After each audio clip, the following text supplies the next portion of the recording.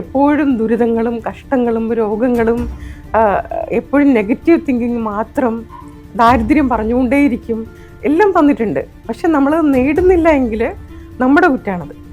ഒരു മല എവറസ്റ്റ് കൊടുമുടി നടന്നു കയറുന്നതിനേക്കാൾ പ്രയാസമാണ് ധ്യാനം ചെയ്യുക എന്നുള്ളത്. അത് നിരന്തര സാധന വേണം. അതിൽ ഒരാൾക്ക് പോലും റിസൾട്ട് കിട്ടാതെ വന്നിട്ടില്ല. ഒരുപാട് രോഗം, ഇപ്പോൾ കിഡ്നിയിലെ കല്ലൊക്കെ 4 ദിവസം കൊണ്ട് തന്നെ അത് പിടിഞ്ഞു പോകും. ട്യൂബിലെ കല്ല്, പിന്നെ ഈ കാൾ ബ്ലാഡറിലുണ്ട്, പിന്നെ ഈ സലീവറി ഗ്ലാൻഡിൽ കല്ല്, ഇതൊക്കെ 3-4 ദിവസം കൊണ്ടാണ് പോണത്. മോഡേൺ മെഡിസിൻ പ്രാക്ടീസ് ചെയ്യുന്നവരിത് കേട്ട് കഴിഞ്ഞാൽ ഭയങ്കര വിവാദമാകും. അവരും അറിഞ്ഞു, ഞാനും അറിഞ്ഞു. അവിടെ ടക്കുന്നൊരു ശബ്ദം പോലെ ഞാൻ കേട്ടു. എനിക്കത് ഫീൽ ചെയ്തു, അവർക്കും അത് ഫീൽ ചെയ്തു. റെക്കി കൊടുത്തതിന് ശേഷം അവർക്ക് ഭയങ്കര മാറ്റം വന്നു. ചെയ്തുകൊണ്ടിരിക്കുമ്പോൾ ഒരു കേസ്, ഒരു 27 വയസ്സുള്ളൊരു പയ്യനാണ്. ദേഹം മുഴുവൻ ഇങ്ങനെ പഴുത്തിട്ട് ഇവിടുന്നൊക്കെ മാംസം പോയിട്ട് എല്ലൊക്കെ കാണാം. അങ്ങനെ പലയിടത്തും. ഞാൻ അങ്ങനെ ഒരു കേസ് അതിന് മുന്നെയോ അതിന് ശേഷമോ കണ്ടിട്ടില്ല. ഇങ്ങനെ പഴുത്തിട്ട് മാംസം കിറ്റ് പോയിട്ട് എല്ലുവരെ കാണുന്നത്.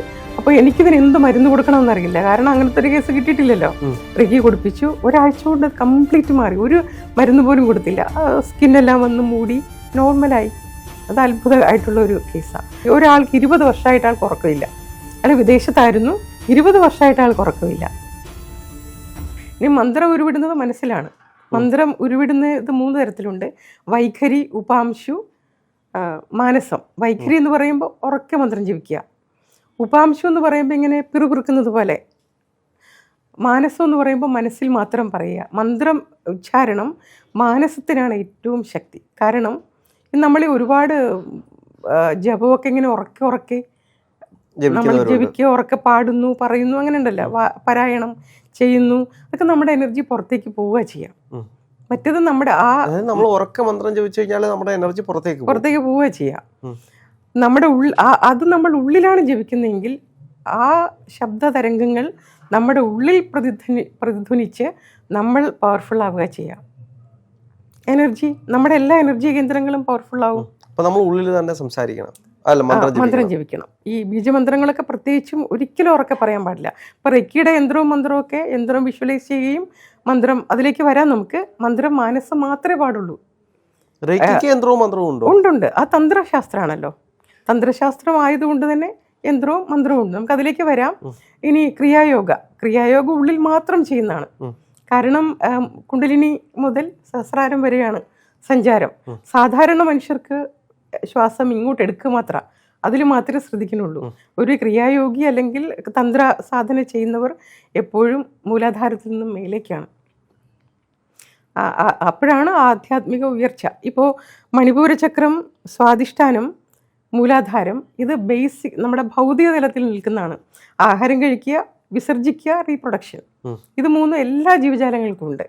പക്ഷേ ഈ മാനുഷിക തലമായിട്ടുള്ള സ്നേഹം, ദയ, കാരുണ്യം, അതൊരു മാനുഷികമായിട്ടുള്ള കഴിവാണ്. അത് ഭൗതികത്തിൽ നിന്നും കുറച്ചുകൂടി ഉയർന്നു. ഇതൊരു ഈശ്വരീയമാണ്. ക്രിയേറ്റിവിറ്റി, ഇൻറ്റ്യൂഷൻ, ഇത് ആധ്യാത്മികതയുടെ ഏറ്റവും ഉയർന്ന തലമാണ്. ഇവിടെ എത്തുമ്പോൾ ഇത് ഉൾക്കാഴ്ചയാണ്, ആധ്യാത്മികമായ ഉൾക്കാഴ്ച, അൾട്ടിമേറ്റ് ആയിട്ടുള്ള ലെവലാണ്. ഇത് ഈശ്വരീയം. അപ്പോൾ ഈശ്വരീയ തലത്തിൻ്റെയും ഭൗതിക തലത്തിൻ്റെയും മധ്യത്തിൽ നിൽക്കുന്നതിനെ തമ്മിൽ ബന്ധിപ്പിക്കുന്ന ഒരു പോയിന്റാണ് ഹൃദയചക്രം, അനാഹത ചക്രം.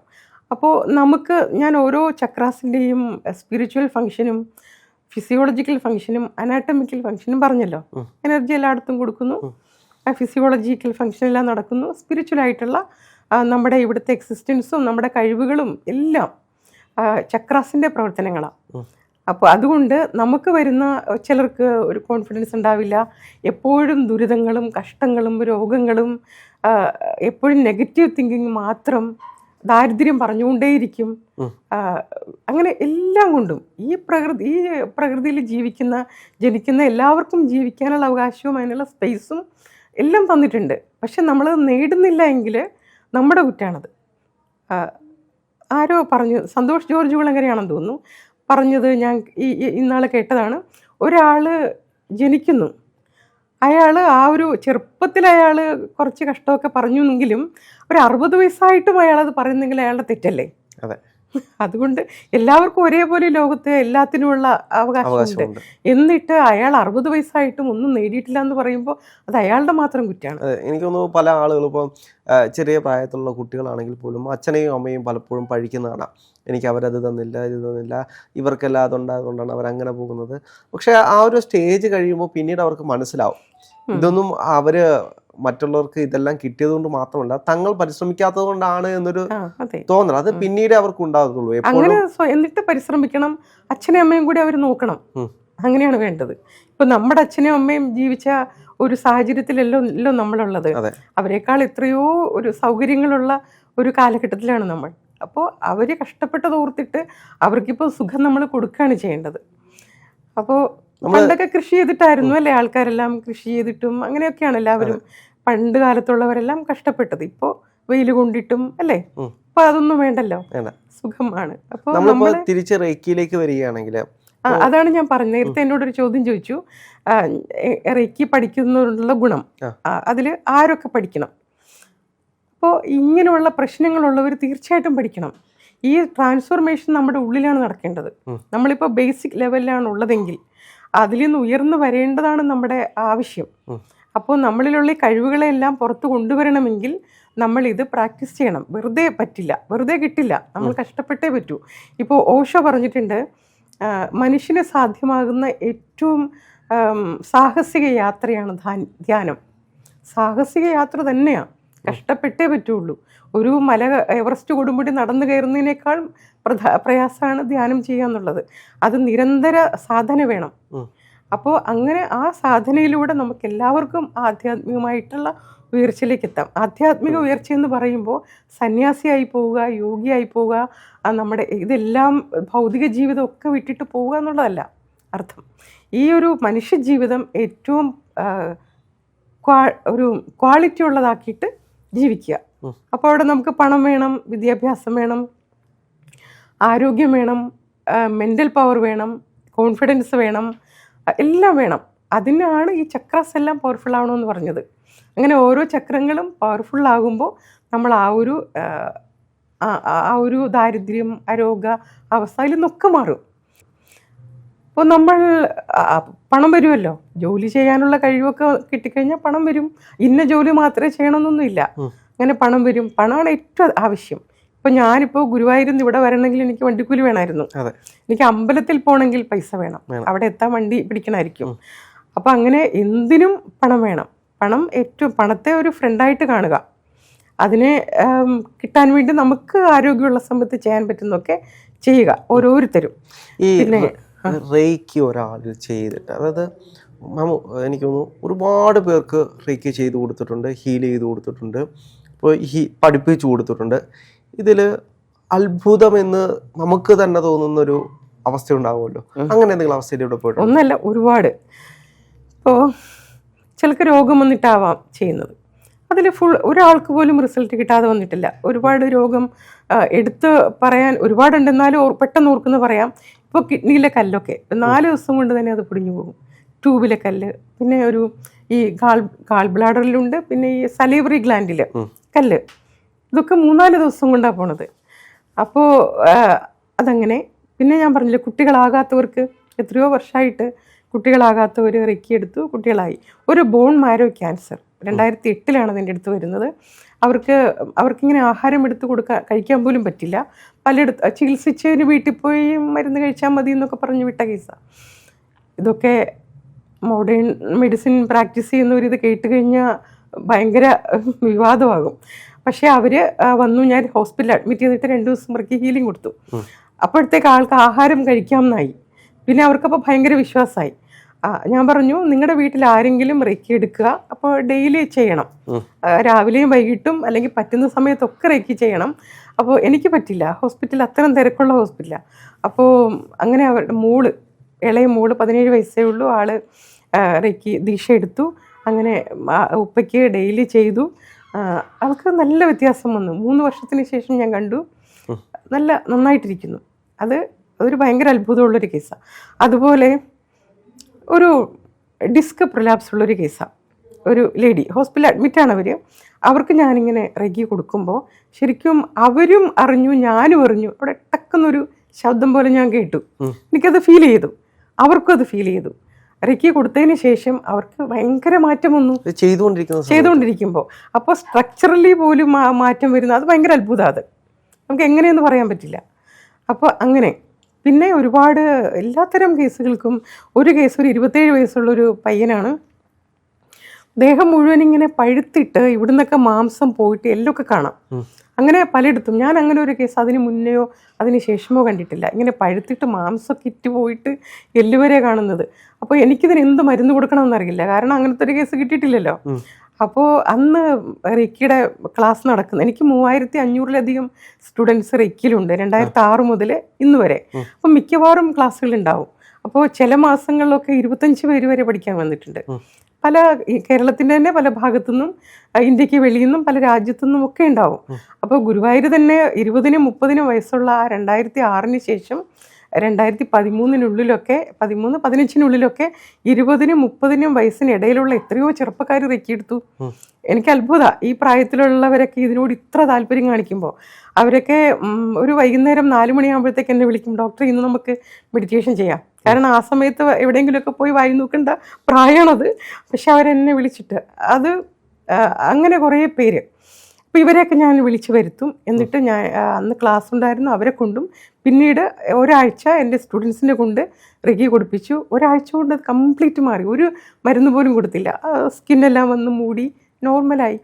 അത് അത്ഭുതമായിട്ടുള്ള ഒരു കേസാണ്. അതെന്ന് വെച്ചാൽ യൂണിവേഴ്സിന് അറിയാം കൊണ്ട് ചെയ്യിപ്പിക്കുകയാണ്. ഹീലിംഗ് ചെയ്യണമെങ്കിൽ ഒരാൾക്ക് 20 വർഷമായിട്ട് ആൾക്ക് ഉറക്കമില്ല. അയാൾ വിദേശത്തായിരുന്നു, ഇപ്പം നാട്ടിൽ ഗുരുവായൂർ തന്നെ അടുത്തുള്ള ഒരാളാണ്.